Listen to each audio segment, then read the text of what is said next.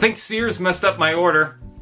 How's this gonna keep my ice cream cold? I have to say this one, oh, Goku better watch out while Freezer's in town. In the film Transformers Rise of the Beast, of course, we would get new characters and figures related to the movie itself. We also get the introduction of a new faction. The Terracons seem to be the focus of the villains, and with Studio Series continuing, we would get more figures brought in. While not much is known currently about Freezer, he is either a single character or an army build figure much like the Viacons. I can't say he'll transform in the film, but for the toy's sake, Freezer becomes an automated turret. I like the cannon itself. It's sculpted nice like Lockdown's face, with shredded and mechanized sculpt work and various paint apps that's kind of a surprise. As for the rest of the figure with the limbs everywhere and bonus arms, it's like a demon contorting another demon's body. Not much to say cause they didn't really bother to do much. His legs are hanging off with pegs for a figure to man. If that's not weird, at least they can adjust. I guess you could get another Freezer to stand by. The arms act as a stand and tab together. Just be careful, the joints shift a lot, and the tab could crack at the ball joint socket.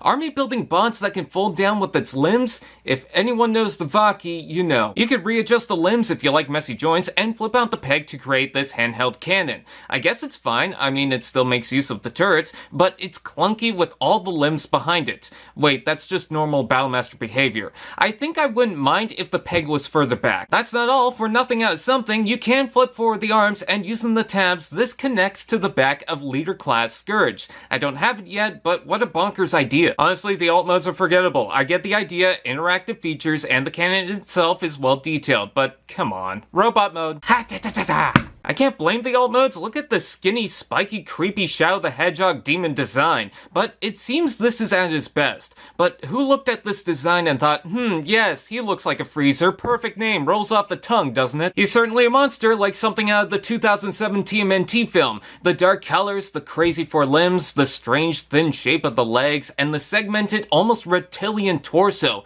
There's also a bronze rusted wash to highlight some of the scratches and details. Who gave Guillermo del Toro free roam to design? Look at this creep, the teeth, the four eyes, the forehead that looks like Groot's satanic buddy. I'm gonna say what we're all thinking. I don't think he's good with kids. Did someone say, articulation?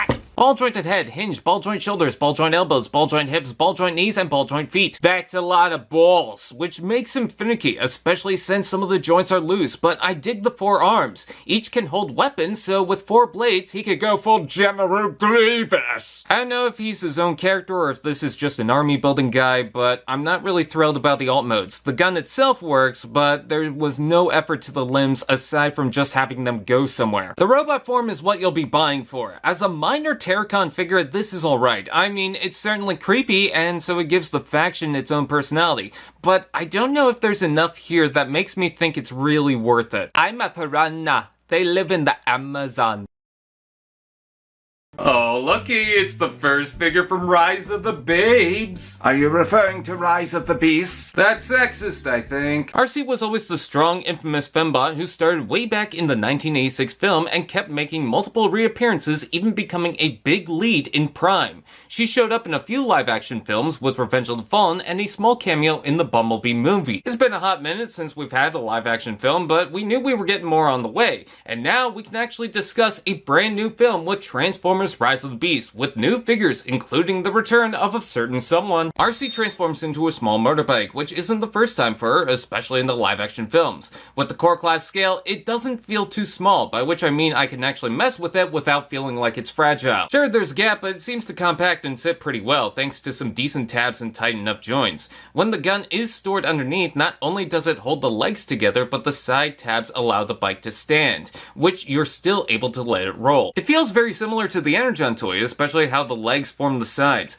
I like the colors, with the red and white, gold rims, touch of pink, silver headlights, and black, especially on the seat. The shape of the front and sides is nice. It seems they have sculpted in gauges inside, and you can pop off the wheel with a port. I might just swap for a gun or something. The bike mode isn't perfect, but let's face it, usually the bike forms in Transformers aren't always the cleanest, most agile looking thing. I think for its scale and budget, this is alright. Robot mode. Ha cha cha cha! I like the size even though it feels weird that all three versions are the same character, but you can see that early engineering that usually plagues early movie toys as the back kibble seems slapped together. Even though she has back kibble, it's inaccurate. You could take off the wheel and plug it in the hand, but with the butt panel that just looks dumb. I know the wheels are supposed to be on her back normally, but I guess the designer saw a rollerblade concept first, which is fine. You can fold them down all the way if you want the Alita Battle Angel form. I like to bend the knees so she's not too tall. Some of the sculpt gets a little clunky, but the paint is fair, the chest is fine, the legs look good for what they are, the gunmetal is nice, and my only issue with the head is the ball joint gap on top. But the eyes have a nice dark trim around the blue paint. Did someone say, articulation? Ball joint head, shoulder joint, ball joint elbows, waist rotation, ball joint hips, and hinge knees. Posability isn't too bad, especially in the size. The waist can help twist the body, and everything seems pretty tight. Let's take a look at the accessory. Other than the wheel pizza cutter, she has a gun that overlaps her hand, and doesn't look too far off from her prime arm weapon. There's no storage unless you sandwich it with the kibble. So what do I think? Well, it's not for everyone. The kibble looks weird and out of place, even more so than normal. The bike mode's done rather well. I don't have too much to complain about. So the flaws fall on the bot form. The question I have to ask myself is, do I like it? Well, I actually do, more than I thought I would. She's not perfect, but as an action figure, she is pretty solid, aside from the shifting back kibble, but aside from that, I welcome her new look in the films. I especially like it if the windshield on the chest is supposed to be a cute scarf. Hello, I'd like to order one exorcism, please! Well, there's another live-action Transformers film in the works. While there's more focus in the 90s era bringing in the Maximals from Beast Wars, we can't seem to escape Bumblebee's constant return. In the film Transformers Rise of the Beast, it continues from the Bumblebee film. From the start, Bumblebee is a regular Camaro, but also gets a customized design, which is the form the toy used. Bumblebee is also featured as the 100th Studio Series figure. Bumblebee transforms into his off-road Camaro form he would get later in the film, with a custom roll cage over the window, back, and front bumper, along with the supposed raised wheels, black wheel wells, and the custom covered back window. This makes the classic 1970s Camaro stand out, especially to go with the iconic black duo stripes. The headlights are painted with silver, and to my surprise, the taillights are painted. It uses clear windows, but doesn't reveal too much kibble. Can't say that about the arms underneath. The only painted yellow piece is around the front window. Thankfully, this makes most of the yellow consistent. The shape is good. I love the doors and headlight design. As a big Camaro fan, I love it. The sword can be stored under the back, and disappointingly, the gun, again, just straps to the back. I'd say my only real issue is the wheels don't seem to roll too well, but aside from that, this is actually a pretty well made and solid form. Robot mode. I did not think I would like this. With the disconnected paint that looks cheap and slapped on, especially on the face, that looks awful. But also the bulky body was too dark with no paint separation, and I've just ran out of steam with Bumblebee in general. Yet, I'm surprised. To my shock, this might be the best Studio Series Bumblebee to date. Besides the hood that shifts, all the joints are nice and tight. He doesn't feel like a nightmare to transform. I feel they nailed the legs. He's solid and the plastic quality feels good. This is the best way to connect that 70s Camaro with this body form. Even the doors are nice and stiff. The head has a decent shape, but the yellow around the eyes really kill it. The bright yellow color and half-ass silver paint feels sad. Did someone say, articulation?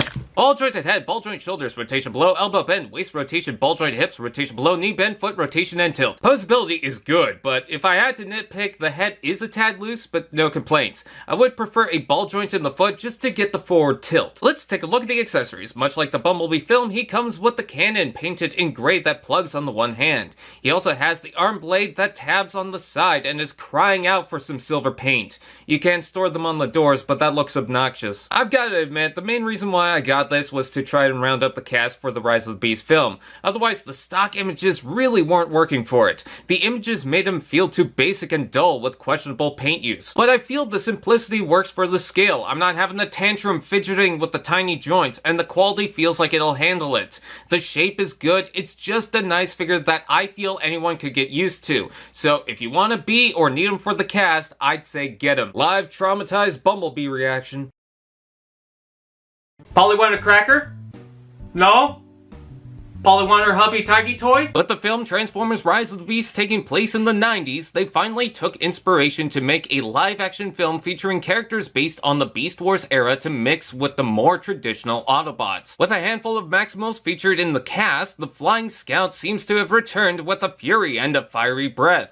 The mighty Airazor swoops in to be one of the first Deluxe-class figures in the Studio Series line related to the particular film. Airazor transforms into a metallic robot bird like the one from Sly Cooper. She's now mostly using this milky light brown color since she's meant to be more rusty. Yet for a bit of flair, she uses silver in the big meaty oversized claws and metallic green for the wingtips. It seems the feathers are segmented with alternative details depending on the area, like the tail feathers change at the end of them. The wingspan is pretty large, with multiple hinges to flap and a rotation that'll allow it to tuck in. I also dig the jagged spine detail. I love the bird head with the smooth beak in silver, smooth forehead, moving joints, and an opening beak. Now for the big reveal. The engineering is near identical to the Kingdom toy, which would be fine, but for some reason they left the knees to stick out further than before. Listen, I don't mind kibble on flying transforming objects, but as long as it doesn't look like a cactus with things poking out. The guns plug right into the arms, and you actually don't need to remove them for the transformation. If you like the bird form for what it is with the Kingdom toy and don't mind the knees poking out, you might like this. With the bigger feet, she also doesn't topple over, so that's good. Robot mode. Those muddy colors continue on a mold that isn't fooling anyone, as the Kingdom frame is just more obvious with the folded wings, bird head chest, and rotated feet. She is more detailed with random robotic sculpting, but I can't help but feel she's in an awkward phase. Is it me, or does the legs look super long while the arms look too short? She feels strangely big. Also, I feel that the wings stick out too much. I don't hate it, I guess we could just spread it open and not worry. I do like the feathered sculpt on the thighs and shoulders. The bird head does shift inside with all the joints since there's no proper tab. As for her head, I love it. She looks like she's wearing a mask that forms goggles, but my favorite has to be the large poofy headdress. Did someone say articulation? Ball jointed head, ball joint shoulders, rotation below, elbow bend, waist rotation, hips out and in, forward and back rotation below, knee bend, hinge, and ball joint feet. All the joints are very solid, so posing is good, but it would be nice to tilt the head up further. You know what they say about big feet? Damn good balance. Let's take a look at the accessories. She comes with rockets in that weird gold paint. Small but subtle enough to plug in the arms. They can plug in the hands if you like cute pistols. Need more? Flip out the claws. Oh, girl can scratch. I don't mind that they reused elements from the Kingdom toy. I mean, they're both airazors. It's like Optimus Prime using the same setup for his conversion. But they took that and made it feel awkward. That's not to say it's bad, far from it. The joints are solid, there's a good level of detail, and to be honest, I'm glad we're getting the Maximals featured in the movies. All the quirks with her I feel are worth it just to have her on board. Pretty bird. Pretty muddy looking bird. I'm just gonna say it, we're all thinking it. I nominate him for Sexiest Man Alive. With the new live-action Transformers film comes brand new characters or factions that we strangely never heard before in the films. In Transformers Rise of the Beast, the Autobots will try to align with the introduction of the Maximals. While there's its own main line featuring a Deluxe class version, the Studio Series line released Cheetor as one of the first Voyager class figures related to the movie, as Cheetor is brought into the films. Cheetor transforms into, well, a cheetah. What a twist!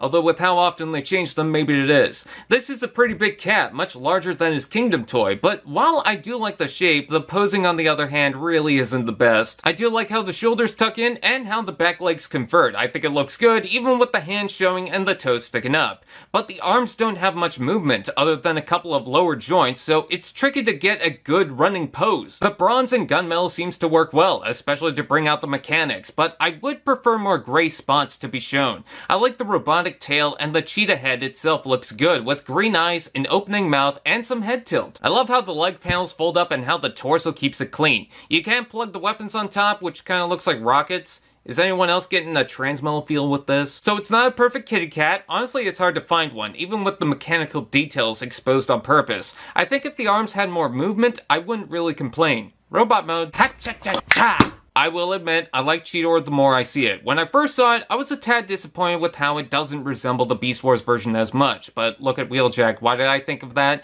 Maybe it's because we saw the deluxe one first, but now I'm into it. Even if his body looks so smooth, stylized, perhaps a tad sexy, it's slick but doesn't really have any defining features. I think the legs look good with the metal kneecaps, and the arms look good with the panel flip to the side, thickening the arm itself. There's more gunmetal, silver streaks, spots shown, and nice broad shoulders. I wish he had the long horns on the helmet, which I guess is referenced with the cat-like ear points, but the face is fine, assuming it's a face mask. Perhaps it's closer to the Transmetal look, but they did keep the forehead crest. Did someone say articulation?